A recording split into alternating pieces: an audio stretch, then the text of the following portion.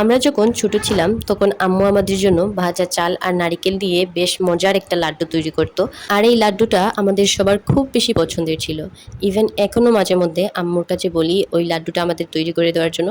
তো প্রায়ই আম্মু বাড়িতে এই লাড্ডুটা তৈরি করে। আর আজকেও আম্মু ভাজা চাল আর নারিকেল দিয়ে ওই লাড্ডুটা তৈরি করছিল।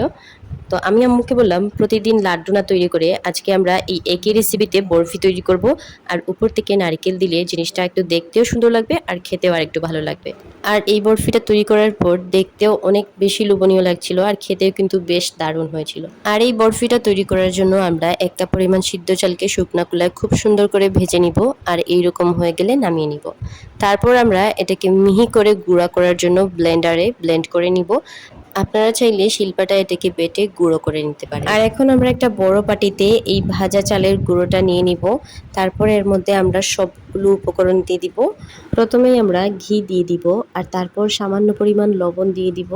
আর যে কোনো মিষ্টি খাবারেই আমার আম্মু সামান্য পরিমাণ লবণ দিয়ে থাকে, আপনারা চাইলে এটাকে স্কিপ করতে পারেন।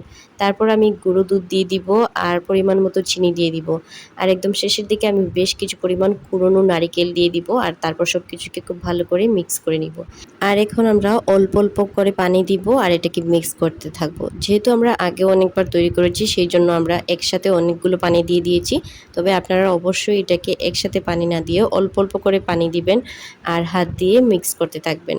সবগুলো উপকরণ খুব ভালো করে মিক্স করে নিয়ে যখন দেখবেন এরকম একটা আঠালো টেক্সচার চলে আসবে তখন আপনারা আর পানি দিবেন না।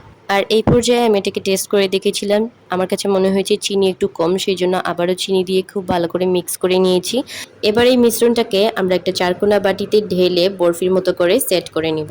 আর অবশ্যই এর নিচে আপনারা একটা বাটার পেপার দিয়ে দিবেন, তা না হলে কিন্তু আপনারা পরবর্তীতে এটাকে আর বাটি থেকে উঠাতে পারবেন না। আর সব শেষে আমরা উপর থেকে বেশ কিছু পরিমাণে কুড়োনো নারিকেল দিয়ে দিব। আর এই কুড়োনো নারিকেলটা দেওয়ার কারণে এই বরফিটা দেখতেও অনেক বেশি লোভনীয় লাগবে আর খেতেও কিন্তু বেশ সুস্বাদু লাগবে। আর এখন আমরা এটাকে রেস্টে রেখে দিব 1 ঘন্টার জন্য। আর 1 ঘন্টা পরে আমরা এটাকে উঠিয়ে নিব। এই তো বাটার পেপারের 2 সাইডে ধরে আপনারা এটাকে খুব সহজে উঠিয়ে নিতে পারবেন। আর এখন আমরা এটাকে কেটে নিব আর তারপরে এটাকে সার্ভ করব। আর আপনারা দেখতেই তো পেলেন কত অল্প সময়ে আর কত সহজে এই বরফিটা তৈরি করা যায়। আমরা যখন ছোট থাকতে খেতাম তখন কিন্তু আমরা এরকম বরফি তৈরি করতাম না, আমরা লাড্ডুর মতো করে এটাকে তৈরি করতাম। ওইটাও কিন্তু খেতে অনেক বেশি মজার ছিল আর এই বরফিটাও কিন্তু খেতে অনেক বেশি মজার। আমার এই ভাজা চাল আর নারিকেলের বরফিটা আপনাদের কাছে কেমন লাগলো অবশ্যই কমেন্ট করে জানাবেন। আর আপনারা কারা কারা এই লাড্ডু কিংবা বরফি আগে এরকমভাবে তৈরি করে খেয়েছেন এটাও কমেন্ট করে জানাবেন।